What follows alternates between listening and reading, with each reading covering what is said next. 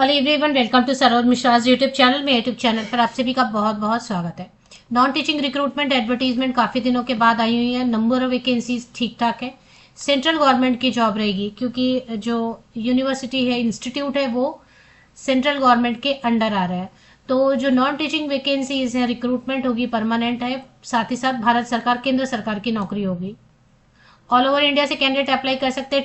10th पास है, 12th पास, graduate है किसी भी सब्जेक्ट से, या फिर पोस्ट ग्रेजुएट है एनी सब्जेक्ट। सभी के लिए कुछ ना कुछ वैकेंसीज है। सैलरी सबसे ज्यादा जो है 90,000 या 95,000 या उससे भी ज्यादा स्टार्टिंग सैलरी हो सकती है।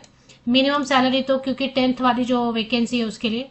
तो चलिए पहले देखेंगे कौन कौन से पोस्ट है, कहाँ से वैकेंसी आई हुई है, selection criteria, last date, fees की डिटेल। एडमिनिस्ट्रेटिव ऑफिसर के लिए मैंने एक वीडियो अलग सेपरेट बना दी है। हालांकि सिर्फ एक पोस्ट है लेकिन ये बहुत अच्छी वैकेंसी है। कोई भी मास्टर डिग्री होल्डर, कोई भी पोस्ट ग्रेजुएट इसमें अप्लाई कर सकते हैं। किसी भी विषय से फ्रेशर भी आवेदन कर सकते हैं। पोस्ट एक ही है लेकिन सीधे सीधे ऑफिसर बनने की अपॉर्चुनिटी मिल रही है स्नातकोत्तर की डिग्री रखने वाले कैंडिडेट के लिए। लेबोरेटरी असिस्टेंट की टोटल 4 वैकेंसीज हैं, जिसमें टोटल 4 and 1 5 वैकेंसीज हैं, जिसमें अनरिजर्व कैटेगरी में तो सभी अप्लाई कर सकते हैं। ये जो यूआर वाली सीट है, इसमें SC candidate, ST candidate, OBC candidate, EWS candidate, PWD candidate, general, other state के कैंडिडेट्स, यूनियन टेरिटरी, दूसरे यूनियन टेरिटरी के कैंडिडेट सभी अप्लाई कर सकते हैं। जूनियर असिस्टेंट की पोस्ट यूजुअली कैंडिडेट सर्च करते रहते हैं कि अगर कहीं मिले तो अप्लाई करना चाहते हैं। तो जूनियर असिस्टेंट के लिए टोटल 2 वैकेंसीज हैं यहाँ पर, और एसटी कैंडिडेट के लिए रिजर्व है 3 वैकेंसीज हैं। लाइब्रेरी अटेंडेंट के लिए टोटल 3 वैकेंसीज हैं, जिसमें कि यूआर के लिए 1, ओबीसी के लिए 1 एंड पीडब्ल्यूडी के लिए 1। लेबोरेटरी अटेंडेंट के लिए टोटल 29, सबसे ज्यादा वैकेंसी लेबोरेटरी अटेंडेंट के लिए 29, मतलब 30 से एक कम 29, 29 वैकेंसीज हैं लेबोरेटरी अटेंडेंट के लिए। अब आप बोलेंगे 29 एक्सप्लेन क्यों किया, 30 से एक कम? क्या होता है कि कुछ कैंडिडेट ऐसे भी वीडियो देख रहे होते हैं ना, जो देख नहीं सकते और सुनने में उनको अगर कुछ डाउट आ गया हो, तो इसके लिए। तो हंसराज कॉलेज महाविद्यालय actually university of Delhi central university है। मैं बहुत बार वीडियोस बनाती रहती हूँ तो बताती रहती हूँ कि जो सेंट्रल यूनिवर्सिटीज है उसकी फंडिंग सेंट्रल गवर्नमेंट करती है, भारत सरकार करती है। उसका एक कॉन्स्टिट्यूएंट कॉलेज है हंसराज कॉलेज, हंसराज महाविद्यालय। तो जो भी सेंट्रल यूनिवर्सिटी के अंडर में गवर्नमेंट कॉलेजेस आते हैं, उनकी एफिलिएशन सेंट्रल यूनिवर्सिटी के अंडर है, इसलिए उसको पेमेंट, उसकी जो पेमेंट वगैरह रहेगी, जो जॉब परमानेंट रहेगा, वो सब भारत सरकार, केंद्र सरकार के अंडर आएगा। केंद्र सरकार के अंडर आएगा जॉब, और परमानेंट स्थायी सरकारी भारत सरकार की नौकरी रहेगी। चलिए अभी इससे जो एप्लीकेशन करना चाहते हैं dult.uod.ac.in पर एक बार क्लिक करेंगे। एक पोर्टल ओपन होता है, उस पर फर्स्ट टाइम रजिस्ट्रेशन करेंगे, और फर्स्ट टाइम रजिस्ट्रेशन करने के बाद आप पूरा एप्लीकेशन प्रोसेस कंप्लीट कर सकते हैं। लास्ट लेटेस्ट 5 फरवरी 2026 तक आवेदन किया जा सकता है ऑनलाइन। इसमें अलग अलग पीडीएफ बने हुए, क्वालिफिकेशन की पीडीएफ अलग बनी हुई है, वो चेक कर लेते हैं।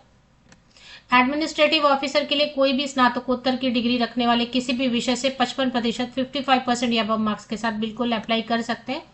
और इसमें एक रिटन टेस्ट और इंटरव्यू होगा। 40 ईयर्स, 40 साल तक के कैंडिडेट अप्लाई कर सकते हैं। 40 ईयर्स तक के कैंडिडेट, अगर आप वर्किंग है, फ्रेशर हैं, नॉन वर्किंग है, जैसे भी जो वर्किंग कैंडिडेट है उनको एक एनओसी लगानी होगी, चाहे किसी भी पोस्ट के लिए आप अप्लाई करिए। लेबोरेटरी असिस्टेंट के लिए जो वैकेंसी है, इसमें 2 इयर्स का एक्सपीरियंस मांग रहे हैं। बैचलर डिग्री किसी भी सब्जेक्ट से चलेगा, with minimum 2 years of working and maintenance experience of sophisticated scientific instruments in the laboratory। तो और एक्सपीरियंस जो है ना, यूनिवर्सिटी में या रिसर्च एस्टेब्लिशमेंट में या सेंट्रल या स्टेट गवर्नमेंट में, पीएसयू में या प्राइवेट ऑर्गेनाइजेशन में भी आपने काम किया हुआ है, जहां पे कि 200 करोड़ का टर्नओवर है कम से कम, तो चलेगा। लेकिन 2 इयर्स का एक्सपीरियंस मांग रहे हैं कि आपने साइंटिफिक लेबोरेटरी इंस्ट्रूमेंट्स को मेंटेनेंस और वर्किंग का एक्सपीरियंस, तो लैब में काम करने का एक्सपीरियंस, मतलब 2 साल का। प्राइवेट भी चलेगा, बट प्राइवेट ऐसा होना चाहिए कि 200 करोड़ का उसका टर्नओवर।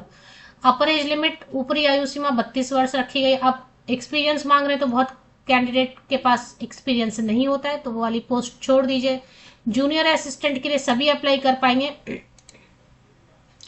किसी भी विषय से स्नातक की डिग्री, कितने भी परसेंटेज, अब यहाँ पे देखिए परसेंटेज का प्रॉब्लम नहीं है, कोई सर्टिफिकेट जूनियर असिस्टेंट की पोस्ट के लिए नहीं मांग रहे, कोई प्रतिशत अंकों का तो प्रॉब्लम नहीं है, कोई एक्स्ट्रा सर्टिफिकेट कंप्यूटर का या टाइपिंग का नहीं मांग रहे, एक्सपीरियंस कुछ भी नहीं मांग रहे, नो एक्सपीरियंस, फ्रेशर भी आवेदन कर सकते हैं। सब्जेक्ट का भी कोई कंडीशन नहीं है, कोई भी विषय हो, किसी भी विषय से स्नातक की डिग्री रखने वाले कोई भी कैंडिडेट अप्लाई कर सकते हैं।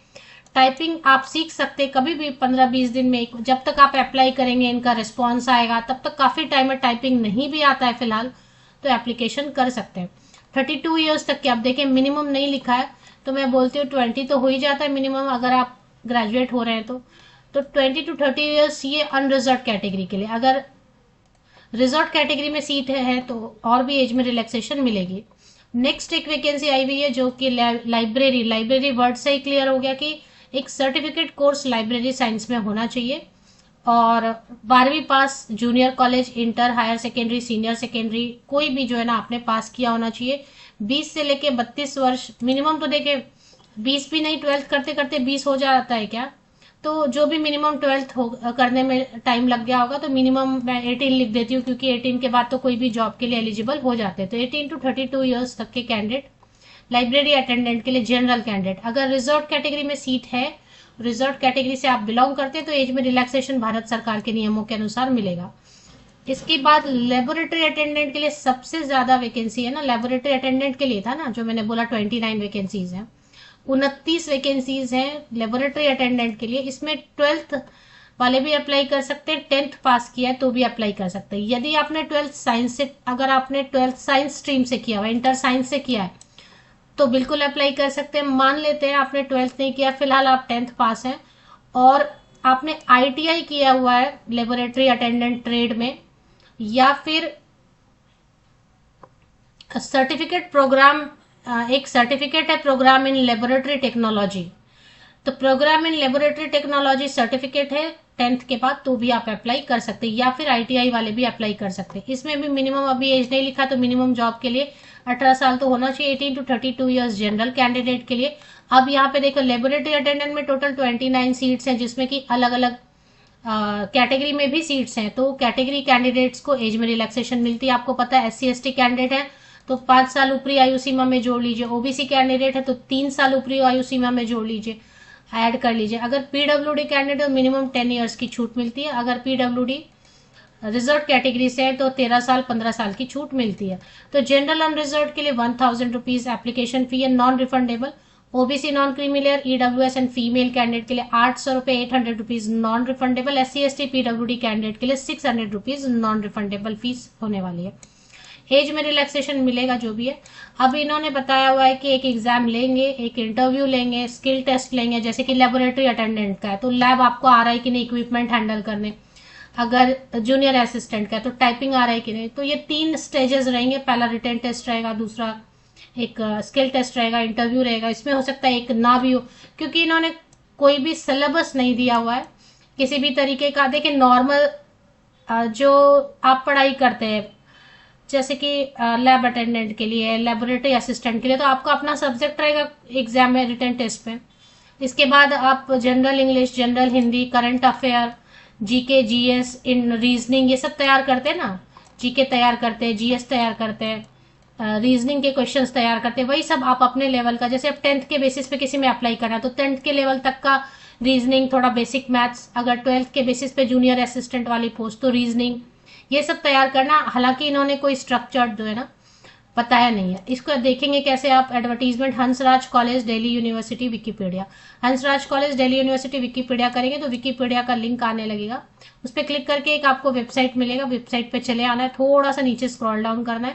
करिगेंडम में क्वालिफिकेशन है, मतलब शुद्धि पत्र है, क्वालिफिकेशन है, फीस की डिटेल, एडवर्टीजमेंट है, ये तीनों आपको डाउनलोड कर लेना। अब इसमें एक चीज है कि इन्होंने सिलेबस नहीं दिया है, कुछ भी एग्जाम कब तक होगा नहीं दिया है, रिटन टेस्ट में क्या पूछेंगे ये सारी चीजें नहीं दी, या तो ये इन्फॉर्म करेंगे मतलब वेबसाइट पे अपडेट करेंगे, क्योंकि एक एक कैंडिडेट जो अप्लाई करेंगे उनको तो नहीं भेजेंगे एक एक करके। तो सिलेबस वगैरह अगर इनको अपडेट करनी होगी तो यहीं पे अपडेट आएगी, तो आप वेबसाइट को चेक करते रहिए। और तो बाकी नहीं तो प्रीवियस ईयर का क्वेश्चन पेपर आप जो है ना ये गूगल कीजिए, गूगल पे टाइप करके सर्च कीजिए प्रीवियस ईयर इन्होंने कैसे लिया हुआ, या दिल्ली यूनिवर्सिटी में जूनियर असिस्टेंट वगैरह के एग्जाम में क्या पूछा जाता है, ये गूगल करके आप ये सारी चीजें सर्च कर सकते हैं।